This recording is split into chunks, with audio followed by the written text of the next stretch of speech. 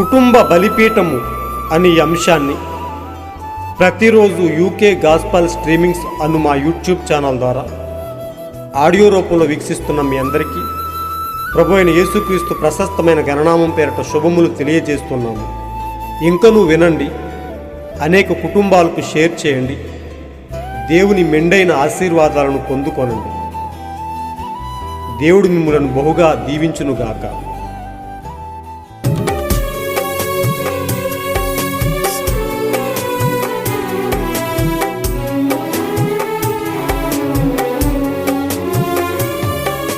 విశ్వాసమునకు కర్తయైన దేవుని నీ నమ్ముము, ప్రతి భారము నుండి విమోచన దయచేయును.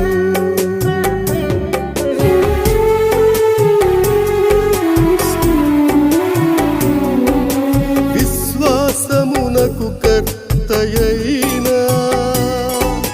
దేవుని నీ నమ్ముము, ప్రతి భారము నుండి విమోచన దయచేయును. నీ నమ్మిక చెప్పున నీకు కార్యము జరిగించి నడిపించును. నీ నమ్మిక చెప్పున నీకు కార్యము జరిగించి నడిపించును. నమ్ముట నీ వలనైతే సమస్తము సాధ్యమే. యేసే సమస్తానికి చాలిన దేవుడని కేవలం నమ్ముము, సమస్తము సాధ్యమే. కేవలం నమ్ముము, సమస్తము సాధ్యమే. ఒక కుటుంబ బలిపీఠం వాల్యూమ్ 1 నుండి 77వ రోజు, మార్చ్ 18వ తేదీ. అంశము: బైబిల్ పట్టుకుని చక్రాల కుర్చీలో కూర్చొని ఉన్న వ్యక్తి. అంతటా పేతురు, వెండి బంగారములు నా యొద్ద లేవు గాని నాకు కలిగినదే నీకిచ్చుచున్నాను. నజరేయుడైన యేసుక్రీస్తు నామమున నడువుమని చెప్పి వాని కుడి చెయ్యి పట్టుకొని లేవనెత్తెను. వెంటనే వాని పాదములను చేలమండలను బలము పొందెను. వాడు దిగ్గున లేచి నిలిచి నడిచెను. నడుచుచు గంతులు వేయుచు దేవుని స్తుతించుచు వారితో కూడా దేవాలయంలోనికి వెళ్ళెను. వాడు నడుచుచు దేవుని స్తుతించుట ప్రజలందరూ చూచి, అపోస్తుల కార్యములు 3వ అధ్యాయం 6 నుండి 9 వచనం వరకు. ఈ అంశము కొరకు కొంత వర్తమాన భాగాన్ని మనం చదివి విందాం. నేను వీధిలో నడుచుకుంటూ వెళ్తున్నప్పుడు నాకు ఏదో కిర్రుమని శబ్దం వినిపించినట్లు అనిపించింది. అది ఒక చక్రాల కుర్చీ. అది నా ముందే వెళ్తోంది. ఆ చక్రాల కుర్చీలో ఒక మనిషి బైబిల్ పట్టుకొని కూర్చొని ఉన్నాడు. అతడు ఏడుస్తున్నాడు. అతను ఆ చక్రాల కుర్చీలో నుండి లేచి ఎంతో సంతోషంగా వెళ్తున్నట్టు నేను చూశాను. అది వింతగా ఉంది అని అనుకున్నాను. నేను వెళ్ళి 10 సెంట్లు దుకాణమున్న ఒక చోట నిలబడ్డాను. ఒక వీధి అలా వస్తుంది. నేను మొన్న ఒక రోజు ఆ స్థలాన్ని చూశాను. ఎవరికీ ఏమీ చెప్పలేదు. నేను ఆ స్థలాన్ని చూశాను మరియు అక్కడ నేను చూశాను. సరే, ఇది అదే అని అనుకున్నాను. ఆ మూలన నిలబడ్డాను. అప్పుడు నేను ఆ కిర్రుమనే శబ్దాన్ని విన్నాను. ఇప్పుడు ఆ దర్శనం జరిగి 20 నిమిషములు కూడా కాలేదు. ఆ వ్యక్తి బైబిల్ పట్టుకొని ఏడుస్తూ వస్తున్నాడు. నేను సరే, ఇదిగో అది అని అనుకున్నాను. నేను అన్నాను, అయ్యా ఎలా ఉన్నారు అని అడిగాను. అతన్ని తోస్తున్న ఆవిడ నా వైపు చూస్తూ ఉన్నది. నేను అన్నాను, ఏమిటండి సమస్య అని అడిగాను. అతను అన్నాడు, నేను అని అన్నాడు. హో, నేను మీ చేతిలో ఒక గొప్ప పుస్తకం ఉన్నది అన్నాను. అందుకతడు అవును, నేను దానిలో ఉన్న ప్రతి మాటను నమ్ముతాను అని అన్నాడు. నేను మీరు దానిలో ఉన్న ప్రతి విషయాన్ని పూర్తిగా నమ్ముతారా అని అడిగాను. అతను అన్నాడు, అవునండి, నా హృదయపూర్వకంగా నమ్ముతాను అన్నాడు. నేను ఏమిటండి సమస్య అని అడిగాను. అంతటా అతడు చెప్పాడు, వైద్యుడు నన్ను నిరుత్సాహపరిచాడు. ఆర్థరైటిస్తో నా కాళ్ళు చచ్చిబడిపోయాయి. నేను మళ్ళీ ఎప్పటికీ నడవలేనని అతడు చెప్పాడు. అప్పుడు నేను అన్నాను, ఆ పుస్తకంలోని విషయాలు నువ్వు మళ్ళీ నడవగలగడానికి ఒక మనిషి చనిపోయాడని చెబుతున్నాయి అన్నాను. అతను అన్నాడు, ఆయన ప్రభువైన యేసా అని అడిగాడు. నేను అన్నాను, అక్కడి నుండి లేవండి, ఎందుకంటే ప్రభువు ఇలాగూ చెబుతున్నాడు, నీవు నడవగలవు అని చెప్పాను. వెంటనే ఆ మనిషి ఒక్కసారిగా లేచి నిలబడ్డాడు. మరప్పుడు అక్కడ ఉన్నవారు, అది రక్షణ సైన్యం, సాల్వేషన్ ఆర్మీ అని అనుకునిరి. ఓ, నేను 10 సెంట్ల దుకాణం గుండా పరిగెత్తి సందులోంచి బయటకు వెళ్ళి మరో దారిలో వెనక్కి వచ్చి నా టాక్సీని పట్టుకొని విమానానికి వెళ్ళిపోయాను. ఈ రోజుకి వాళ్ళకి ఏమి జరిగిందో తెలియదు. చూసారా, అది నిజం. వాళ్ళకి దాని గురించి ఏమీ తెలియదు. చూసారా, ఇది నా స్వంత కీర్తి కోసం కాదు, ఇది ప్రభువైన యేసుక్రీస్తు కోసం. ఆయన మీతో చెప్పినదంతయు చేయుడి అని వర్తమాన భాగం నుంచి సేకరించబడి సమకూర్చబడిన మంచి అంశం. నిజంగా ప్రియ సోదరి సోదరులారా, దేవుడు మనలను ప్రేమిస్తున్న విధానాన్ని బట్టి, దేవుడు మనతో నడుస్తున్న విధానాన్ని బట్టి ఆయనకు ఎల్లప్పుడూ కృతజ్ఞులమై జీవించవలసిన వారమై ఉన్నాము. నిజంగా దేవుడు మనల్ని పట్టించుకుంటున్న విధానం చూస్తే ఆయన తన బిడ్డల పట్ల ఎల్లప్పుడూ కనికర సంపన్నుడై అనేక గొప్ప ఈవులను అనుగ్రహిస్తూ ఆయన తన పిల్లల కోసం మేలు చేయువాడుగా ఎల్లప్పుడూ గొప్ప తండ్రిగా ఉన్నాడు ఆయన. నిజంగా ప్రియ సోదరులారా, ఆయన పరమ వైద్యుడు. ఆయనలో అనేకమైన గుణ లక్షణములను కలిగి ఉన్నాడు. ఆయన మన విశ్వాసాన్ని బట్టి, మన విశ్వాసం యొక్క కొలతను బట్టి ఆయన మనకు కార్యాలు జరిగించబోతూ ఉన్నాడు. కేవలం మన విశ్వాసాన్ని బట్టి, కేవలం మనం నమ్మేదాన్ని బట్టి ఆయన మన జీవితంలో కార్యాలు జరిగిస్తూ ఉన్నాడు. నిజంగా అలాంటి గొప్ప దేవుణ్ణి, ఆయన నుండి పొందుకునే గొప్ప మార్గాన్ని మనము కలిగి ఉన్నందుకు నిజంగా ఆయనకు ఎంతో కృతజ్ఞులమై ఉన్నాము. నిశ్చయంగా ఆయన గొప్ప తండ్రి, మనకు విడువని ఎడబాయిని గొప్ప తండ్రి ఆయన. ఎల్లప్పుడూ ఆయన ప్రేమ అనే దుర్గంలో ఉండి ఆయన కొరకు కనిపెడుతూ ఆయన నుండి అనేకమైన గొప్ప ఈవులను పొందుకుంటూ ఆయన కొరకు జీవించుట కంటే గొప్ప భాగ్యం ఏమైనా ఉన్నదా అని ఆలోచిస్తే నిజంగా ఈ లోకము మనలను నశింపజేస్తూ అనేక ఎర్రలను చూపిస్తూ మనలను నాశనం వైపు నడిపిస్తూ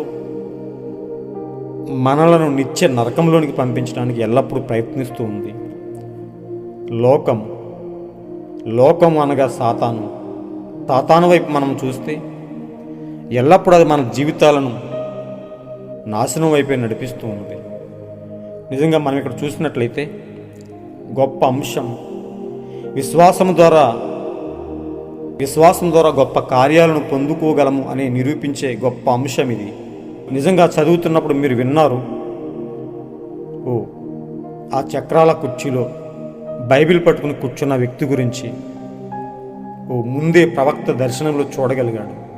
నిజంగా మన ప్రవక్త గురించి మనం మాట్లాడుకోవాలనుకుంటే ఆయన ఏదైనా ఒక కార్యం జరిగించే ముందు దేవుడు ఆయనకు అది చూపించేవాడు. నిశ్చయంగా దర్శనం ద్వారా అది చూడగలిగేవాడు. దర్శనం ద్వారా సమస్తాన్ని చూసి తర్వాత దృశ్యరూపంగా అది జరిగించేవాడు. రుజువు చేయబడిన ప్రవక్త, వాక్యముతో రుజువు చేయబడిన గొప్ప ప్రవక్త. ఆ ప్రవక్త అంటే ఎవరో కాదు కానీ క్రీస్తులో ఉన్న అదే ఆత్మ వివిధ కాలాల గుండా ప్రయాణం చేసుకుంటూ వచ్చి అనేక మంది ప్రవక్తల గుండా నడిచి ఏలియా పైన ఉన్న అదే ఆత్మ ఈరోజు మన కాలానికి ప్రవక్తగా వచ్చినటువంటి మన ఏలియా పైన మీరు నమ్మగలిగితే, మీకు మనస్సుంటే విలియం బ్రన్హామే ఆ ఏలియా ఆత్మ కలిగిన వాడని, క్రీస్తు కలిగిన అదే ఆత్మను కలిగి ఉన్నవాడని మీరు నమ్మవలసి ఉంది. క్రీస్తు జరిగించిన అదే గొప్ప కార్యాలు, పౌలు, పేతురు, ఆది అపోస్తలులు జరిగించిన అదే కార్యాన్ని ఈయన కూడా జరిగించగలిగాడు. అంటే వాళ్లను నడిపించిన అదే ఆత్మ ఈరోజు ఈ కాలానికి పంపబడిన గొప్ప ప్రవక్తతో కూడా నడిచిందని మనం నిశ్చయంగా నమ్మవలసి ఉన్నది. ఆయన కార్యాల చేత రుజువుపరచగలిగాడు. నిజంగా మనం గమనించినట్లయితే ఆ వ్యక్తి ఆ చక్రాల కుర్చీలో వస్తున్నప్పుడు అది ముందే ప్రవక్త చూడగలిగాడు. నిశ్చయంగా అది ఇప్పుడు దృశ్యరూపంగా దాన్ని చూస్తూ ఉన్నాడు. ప్రవక్త దర్శనంలో ఏదైతే చూశాడో సేమ్ అలాగే చూస్తూ ఉన్నాడు. ఒక ఆవిడ అతను చక్రాల కుర్చీలో కూర్చొని పెట్టి తోసుకుంటూ వస్తున్నప్పుడు అతను ఏడుస్తూ ఉన్నాడట. అప్పుడు ప్రవక్త అడిగాడు, నేను మీ చేతిలో ఒక గొప్ప పుస్తకం ఉన్నది అన్నాను. దర్శనంలో చూసిన రీతిగానే ప్రవక్త వారితో మాట్లాడటం మొదలుపెట్టాడు. మీకున్న సమస్య ఏమిటి అని అడిగాడు. అతను చెప్పాడు, వైద్యుడు నన్ను నిరుత్సాహపరిచాడు. ఆర్థరైటిస్తో నా కాళ్ళు చచ్చిబడిపోయాయి, నేను మళ్ళీ ఎప్పటికీ నడవలేనని అతడు చెప్పాడు అని ప్రవక్తతో చెప్పాడు. ప్రవక్త ఏమన్నాడో తెలుసా? నీ చేతిలో ఉన్న ఆ పుస్తకంలోని విషయాలు నువ్వు మళ్ళీ నడవగలగడానికి ఒక మనిషి చనిపోయాడని చెబుతున్నాయి. నిజంగా అద్భుతం ప్రియ సోదరులారా. అయితే అతడు అన్నాడు, ఆయన ప్రభు అయిన యేసా. నిజంగా గొప్ప విశ్వాసం కదా ప్రియ సోదరులారా.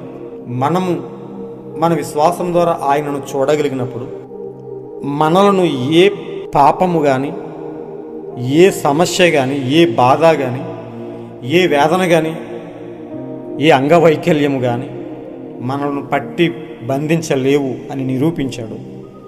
విశ్వాసం ద్వారా మనం క్రీస్తును చూసినప్పుడు నిశ్చయంగా ఆయన నుండి మనం అది పొందుకునే వారముగా ఉన్నాం. విశ్వాసం అనేది గొప్ప కార్యాలు జరిగించేదిగా, ఈరోజు మన జీవితాల్లో అద్భుతాలను చేసేదిగా ఉన్నది. నిజంగా ఆ విశ్వాసం ద్వారా యేసుక్రీస్తుని విశ్వసించాడు. అయితే ప్రవక్త ఏమన్నాడో తెలుసా? నీవు నడవగలగడానికి ఒక మనిషి చనిపోయాడని చెబుతున్నాయి అన్న వెంటనే అతడు విశ్వాసం ఇంకనూ బలపడింది. ప్రవక్త ఏమన్నాడో తెలుసా? అక్కడ నుండి లేవండి, ఎందుకంటే ప్రభువు ఇలాగూ చెబుతున్నాడు, నీవు నడవగలవు అని అనగానే వెంటనే ఆ మనిషి లేచి ఒక్కసారిగా నిలబడ్డాడు. ఏమైంది అతని అంగవైకల్యం? నిజంగా విశ్వాసం ముందు ఏది నిలబడగలదు చెప్పండి?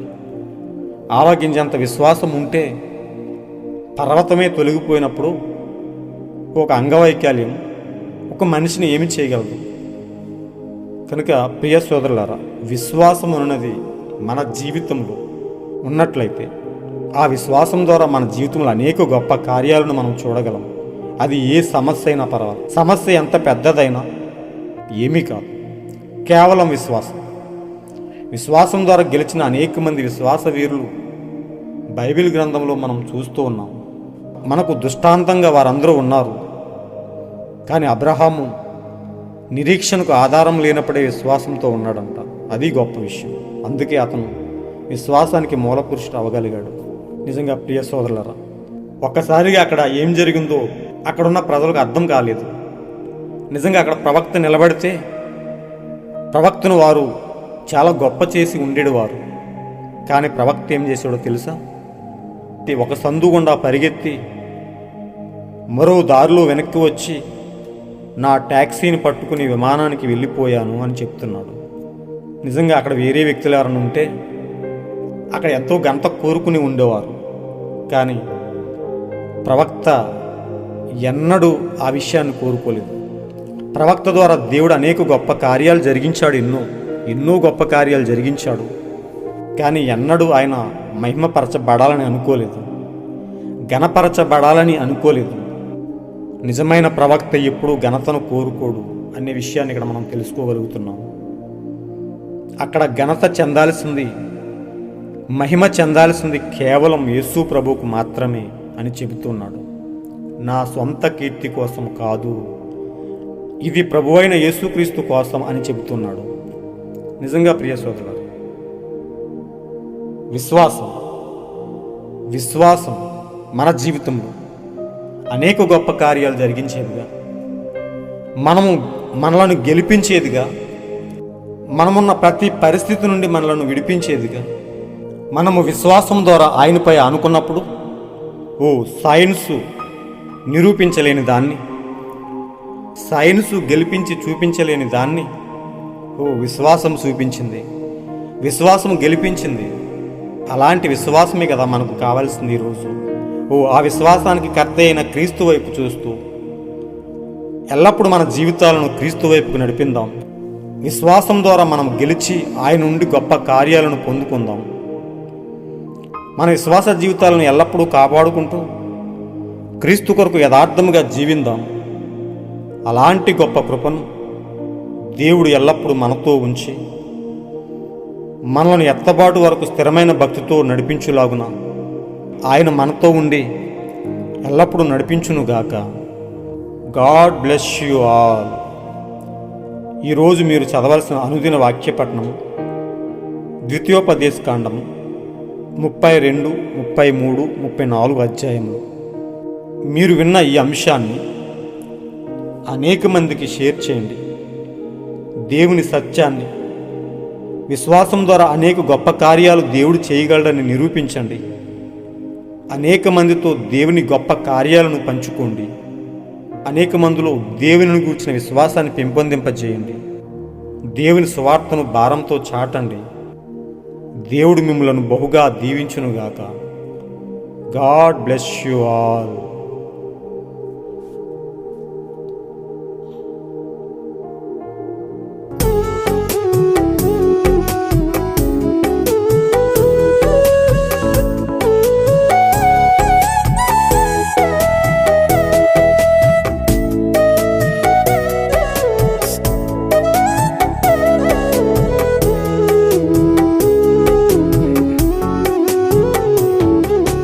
పరిపూర్ణ బలహీనతలో పరిపూర్ణ బలమిచ్చును.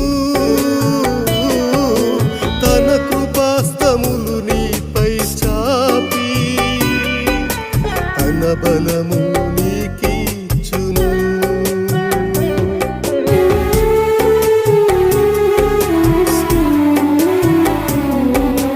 పరిపూర్ణ బలహీనతలో పరిపూర్ణ బలమిచ్చును. తన కృపాస్తములు నీపై చాపి తన బలము